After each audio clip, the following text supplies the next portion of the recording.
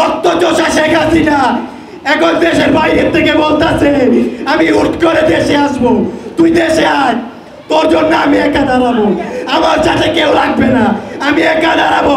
আর আপনারা যদি থাকেন তাহলে তো কথাই নাই, এই বাংলার মাটিতে ওদের নিয়ে আসবো ইনশাআল্লাহ। আমার ভাইয়ের রক্তের বিচার চাই, আমার ভাইয়ের কবরটা কোথায় এটা আমি জানি না। আমি আমার ফ্যামিলির আগার কিভাবে সামলাবো, আমি তো আমার নিজেকে সামলাতে পারি না। এই যে সোহেল রানা, ওনার ঘটনা কেউ শুনেননি। উনি 18 জুলাই বাসা থেকে বের হয়েছিল, বের হওয়ার পরে আমরা কোনো খোঁজ পাইনি। তার 3 দিনের মাথা আমরা ঢাকা মেডিকেল গেছি, ঢাকা মেডিকেল গিয়ে দেখছি যে একটার উপরে একটা লাশ ফালানো। তো আমরা মর্গে অনেক খোঁজাখুঁজি করছি, তারপরে বাণী ইউনিটে খোঁজাখুঁজি করছি, কিন্তু আমার ভাইকে পাই নাই। 1 মাস 34 দিন পর 21শে আগস্ট হঠাৎ একটা কল আসলো যে ভাইয়া আপনার ভাইয়ের ছবি ঢাকা মেডিকেল মর্গে একজনের ফোনে পাইছি। তো ওটার মাধ্যমে আমরা আপনার আঞ্জুমান মফিদুল ইসলামে গিয়েছিলাম। আঞ্জুমান মফিদুল ইসলামে জানতে পারছি ওই 18 জুলাই রাতে আমার ভাইকে টর্চার করে গুলি করে মেরে ফেলছে।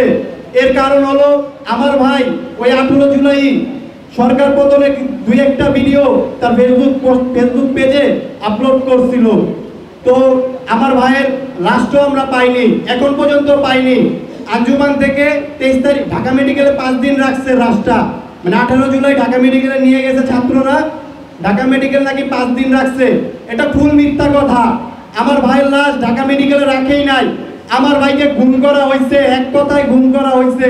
আমার ভাইকে নাকি 23 তারিখ আঞ্জুমান নিছে, 24 তারিখে দাফন করে ফেলছে বুদ্ধিজীবী কবরস্থানে। আমার ভাইয়ের কবর কোনটা এটাও আমরা জানি না। শাহবাগ থানার মাধ্যমে খালি একটা পাইছি বেয়ারিশ সার্টিফিকেট, যেটাতে লেখা অজ্ঞাত 28 জিডি নাম্বার 1359, এই পর্যন্তই, আর কিচ্ছু পাই নাই। এখন পর্যন্ত আমার ভাইয়ের কবর কোনটা এটাও আমি জানি না। আর আমার ভাইয়ের হত্যার পিছে আর যত শহীদ ভাইরা আছে তাদের হত্যার পিছে যাদের হাত আছে তাদের একজনকে আমি ছাড়বো না ইনশাআল্লাহ। সে শেখ হাসিনা হোক আর কে হোক, আমি ছাড়বো না।